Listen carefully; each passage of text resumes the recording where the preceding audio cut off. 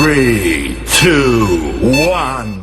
عارف يا أميجو حركة الغدر دي لما تدخل محل عشان تجيب حاجة معينة شرابين مثلا وتلاقي نفسك فجأة خارج وشايل في إيدك طقم كامل وساعة بتلمع وكوتشي ليميتد إديشن تمنه لوحده ضعف مرتبك؟ أكيد وأنت مروح وحماسك بدأ يقل بتسأل نفسك هو انا عملت في نفسي كده ليه؟ خليني اطمنك يا بطل واقول لك ان الموضوع مش انك مبذر ولا ايدك مخرومه، الحقيقه انك ببساطه وقعت في فخ التسويق العاطفي. الشركات في العصر اللي احنا فيه ما بقتش بتبيع لك منتج يسد احتياجك، دي بقت بتلعب على احاسيسك، بيبيعوا لك الوجاهه اللي بتحلم بيها، الثقه اللي ناقصاك، او حتى وهم السعاده اللي بيتهيأ لك انه مستنيك جوه الكرتونه. احنا للاسف بقينا محبوسين جوه دايره غريبه ومؤذيه جدا لجيوبنا ولنفسيتنا، بنجري نشتري حاجات مش محتاجينها وبندفع ثمنها بفلوس هي اساسا مش معانا، وده طبعا بفضل الكريدت كاردز ونظام التقسيط اللي بيفرش لك الارض ورد. وكل المجهود ده بنعمله عشان حاجه واحده بس، اننا نبهر ناس احنا في الحقيقه ما بنحبهمش، وهم كمان مش فارق معاهم احنا لابسين ايه ولا جايبين ايه. فالسؤال الحقيقي هنا، احنا ليه بنصمم نعمل في نفسنا كل ده؟ عشان كده النهارده هقول لك ليه محفظتك بتعيط في صمت، وليه فرحه الكرتونه اللي بتحس بيها وانت خارج من المحل هي اكبر كدبه مخك بيعيشها، وهعرفك كمان ازاي بيسحلوك ورا البراندات وانت فاكر انك برنس زمانك. بس قبل ما نكشف المستور ونعرف ازاي بيتحكموا في عقولنا، انزل دلوقتي اخبط اللايك المتين واشترك في القناه واعمل المتابعه لو مش عامل، واطلع لي تاني بسرعه يا اميجو عشان نبدا حلقتنا ونعرف الحكايه من اولها.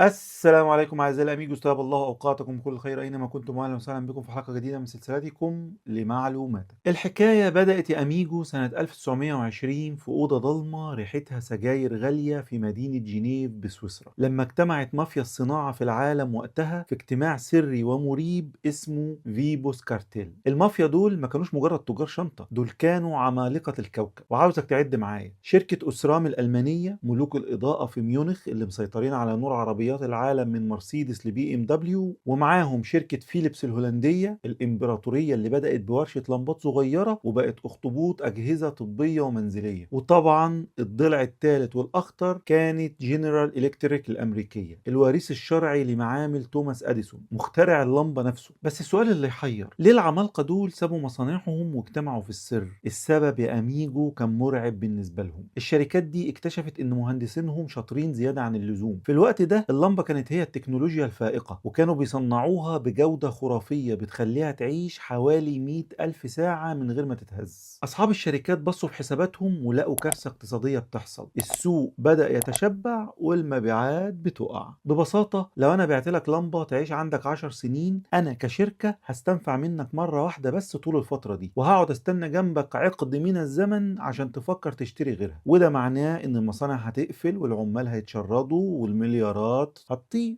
وهنا وصلوا للنتيجة الصادمة، إن الجودة العالية هي انتحار اقتصادي، وإن اللمبة اللي مش بتبوظ هي خراب بيوت لجيوبهم. عشان كده العمالقة دول اجتمعوا مش عشان يطوروا البشرية، لا، دول اجتمعوا عشان يكتفوها ويقتلوا التكنولوجيا، وطلعوا قرار رسمي وتاريخي بإن ممنوع أي لمبة في كوكب الأرض تعيش أكتر من 1000 ساعة. ومضوا على المعاهدة دي بدم بارد، رغم إنهم تقنيا كانوا يقدروا يخلوها تعيش العمر كله. والموضوع ما كانش مجرد اتفاق شفهي او شويه كلام في سهره، دي كانت حرب بارده ومراقبه بدقه. الشركه اللي كانت تستهبل وتصنع لمبه جودتها عاليه وتعيش فتره اطول كانت بتضطر تدفع غرامه ماليه ضخمه للكارتيل، وسموا الحركه دي التقادم المخطط له. وكانت دي اول مره في تاريخ البشريه يتحول فيها قصر عمر المنتج لميزه اقتصاديه وسبوبه ما بتخلص. ومن هنا يا بطل بدات اكبر عمليه نصب قانونيه في التاريخ، لان الفكره دي اتسربت من اللمبات ووصلت لكل تفصيله في حياتك دلوقتي، من اول موبايلك اللي بيبدا يهنج فجاه بعد ما تشتريه بسنتين عشان تضطر تجري تشتري الموديل الجديد، لحد الغساله والكوتشي اللي بيدوبوا بمجرد ما تخرج من باب التوكيل او فتره الضمان تخلص. احنا دلوقتي محبوسين في عصر الهوس بالامتلاك،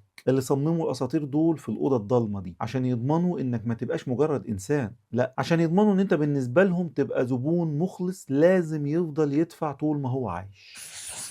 بس عارف بقى ايه المرعب اكتر من انهم بيصنعوا حاجات بتبوظ بسرعة؟ المرعب انهم برمجوا عقلك انت كمان عشان تزهق بسرعة. المشكلة يا اميجو ان الشركات ما بقتش بتبيع لك منتج يحل لك مشكلة، دي بقت بتبيع لك احساس يعوض عندك نقص او هوية تخليك تحس انك احسن من غيرك. والدليل على كده، تقدر تقول لي ايه الميزة الجامدة جدا جدا في الايفون مثلا واللي مش موجودة في تليفونات تانية غيره عشان يبقى بالسعر ده؟ او ايه اللي موجود في الساعات الرولكس مش موجودة في اي ساعة تانية تغنيك عن ان انت تعرف الوقت وبرضه بتخليها تتباع بالسعر ده؟ الموضوع بيبدأ من جوه نافوخك، وتحديدا عند معلم كبير اسمه الدوبامين. وهنا بقى لازم تفهم الخدعة اللي بيغفلونا بيها. الدوبامين ده مش هرمون سعادة ولا رضا زي ما انت فاهم، ده هرمون توقع المكافأة، هرمون الرغبة اللي ما بتشبعش. يعني وظيفته الوحيدة انه يخليك تموت وتشتري الحاجة، يفضل يزن فوق دماغك ويصور لك ان حياتك هتتغير والناس هتبص لك بنظرة انبهار اول ما الموبايل ده يبقى في جيبك او اول ما تلبسي البراند ده. لكن الصدمة ان اول ما تدفع الفلوس وتسمع صوت مكنة الكاشير اللي بيقول خلاص ان الفلوس اتدفعت، المخ بيعتبر المهمة انتهت ومفعول الدوبامين هوب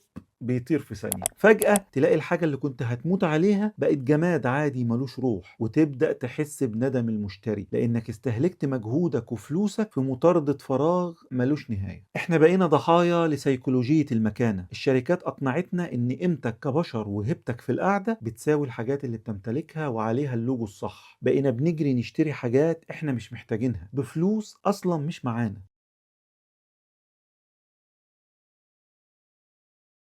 وكل ده لسبب واحد بس يوجع القلب، عشان نبهر ناس احنا اساسا ما بنحبهمش وهم كمان مش مهتمين بينا، لان اصلا كل واحد فيهم مشغول في دوامته الخاصة وبيحاول يبهرنا هو كمان. احنا بنحاول نملى فراغ عاطفي او نقص في الثقة جوانا بكراتين هدوم او كراكيب اجهزة ومظاهر كدابة بتعيش ساعتين على السوشيال ميديا، وفي الاخر بنكتشف اننا بنغرق في بحر من الديون والاكتئاب، وبنفضل نلف في ساقية استهلاك ما بتخلص. بنضيع اغلى ما نملك وهو وقتنا وصحتنا عشان نجيب فلوس نصرفها على حاجات متصممة إنها تبوظ عشان نرضي بيها ناس مش فارق معاهم وجودنا أصلا.